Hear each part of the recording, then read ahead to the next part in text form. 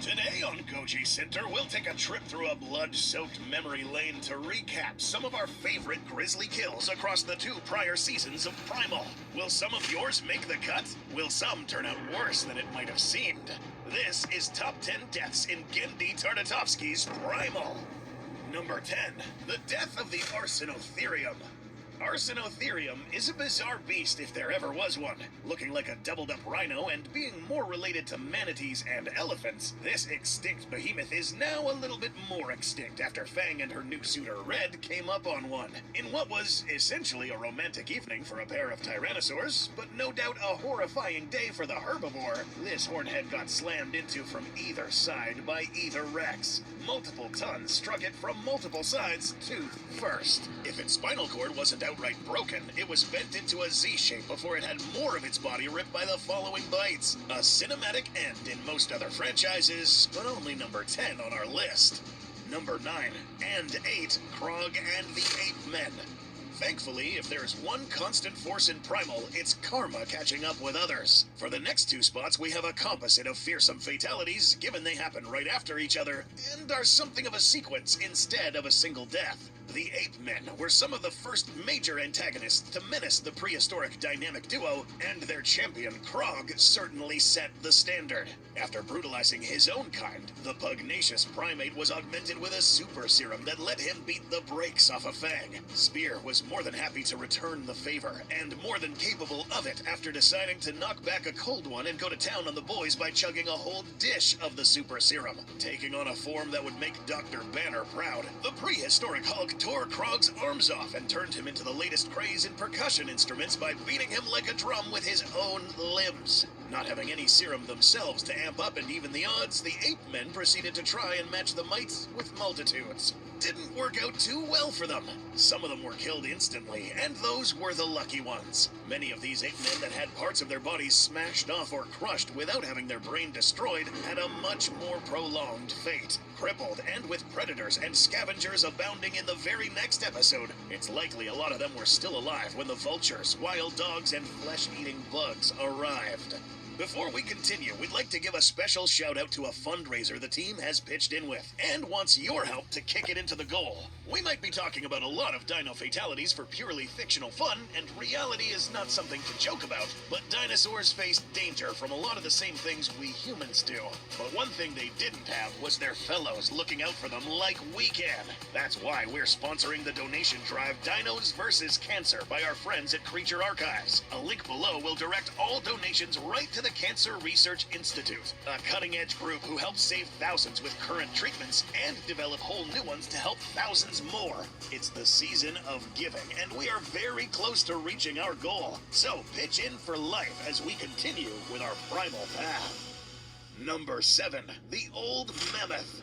Primal does not shy from gnarly displays of blood and gore, but viewers of this show know that some of it carries emotional weight. The scene where the protagonists kill the old mammoth shows that the brutality sometimes isn't always just a natural, necessary part of survival, and at times it can feel tragic and painful. The old mammoth stabbed and distracted by Spear using his namesake weapon, but poor old Pachyderm was left open for Fang to come rushing in from the other side. Lacerated and battered, the mammoth finally got the coup de grace via Spear smashing in its skull with a small boulder. Reasonably brutal, but this death definitely stuck out for the gravitas after it.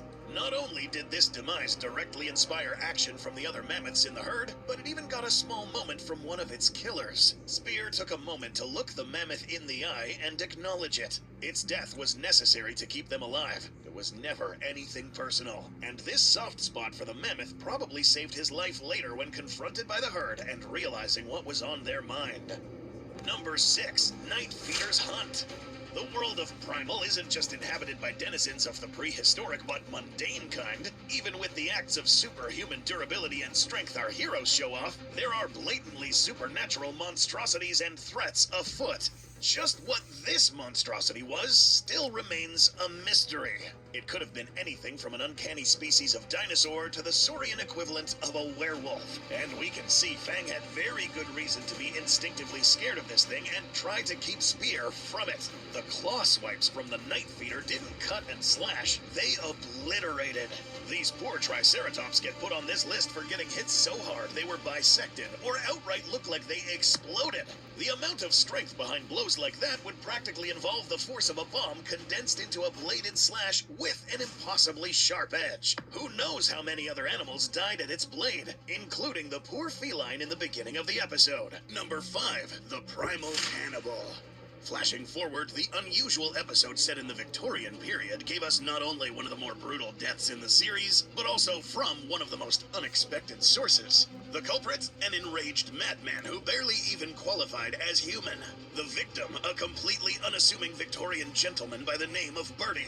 The murder weapon, the madman's own teeth, mauling and chewing the old man to death. This would be nasty enough seeing another predator do it, but seeing a human go into animalistic cannibalism just makes the demise of Bertie even more disturbing.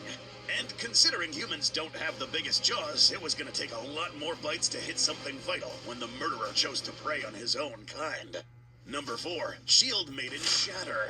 Another thing very true about Primal is that it is very equal opportunity carnage. No matter the species, gender, level of strength, and wits, you can wind up on this list. And the Vikings in the show were just as big of believers as letting the ladies have just as many weapons as the menfolk. The only problem was years of experience and training didn't prepare the chieftain's shield maiden of a wife from the most brutal catfight she could have expected when she went up against Fang. After managing to do some decent damage dropping the Tyrannosaur, she unfortunately got a bit too close instead of staying at range. Or as Dr. Malcolm put it, a very convenient biting height. Still, even with her legs perforated and shattered from that chomp, that was only the start of the beating. Getting bashed across the ground multiple times until she went limp like a wrung chicken. Almost all of her ribs and most of her spine was probably shattered on impact after the first couple of hits. Number 3, Spear's Last Stand. After facing dinosaurs, brutal civilizations, the elements, and supernatural monstrosities, a question on the mind of many was just what could possibly ever put down our leading Neanderthal man? Well, what about a literal demon out of hell?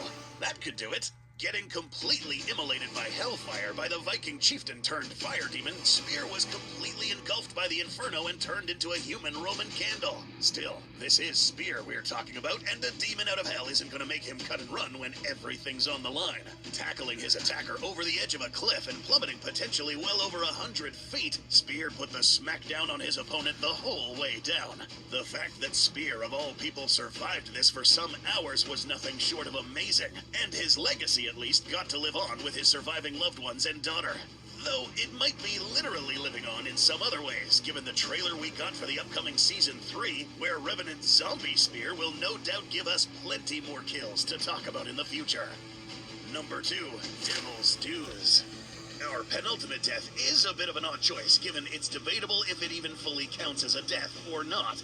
But considering where Spear's killer wound up and with whom, we weren't about to argue it wasn't pretty gnarly. The Viking chieftain certainly got a lot of karma thrown his way for a life lived as a seafaring marauder and slaver. Losing enough, he was willing to make a deal with a literal devil when he found himself on the other side. The thing about making a deal with a devil, on the other hand, though, is what happens when the contract expires. His final moments were spent snatched up by a clawed hand and dragged into a fiery chasm below. The creators of the show never fully clarified who or what this horned-headed horror is, but we tend to prescribe to the idea that if it looks like a demon and acts like a demon, it's probably a demon.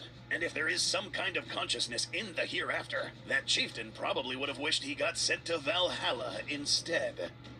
Number 1, the Plagued Titan. And for our final exhibition in brutality, it not only goes to a dinosaur, but an antagonist. This gigantic Argentinosaurus, which was afflicted with a plague of madness that turned this peaceful herbivore into an unrelenting monster. The exact specifics of the plague is something we'll tackle in a future video, when we turn this green Goliath loose on another setting. The first victim of this new plague is very much still in there. While the Argentinosaurus was completely unrelenting no matter how much damage it took, it wasn't ignoring the pain. Most truly dead and unconscious zombies in fiction don't register damage at all. And yet, this one was shrieking in pain when Spear and Fang finally lowered it to its fate in the lava. It's possible the sauropod was still conscious for this mercy kill when the heat coming off of the lava finally put it out of its misery. Frying from its bones, exploding from the heat as skin vaporized, the finale to this towering nightmare was not a quiet one, and showed just how much it would take to bring that titan low.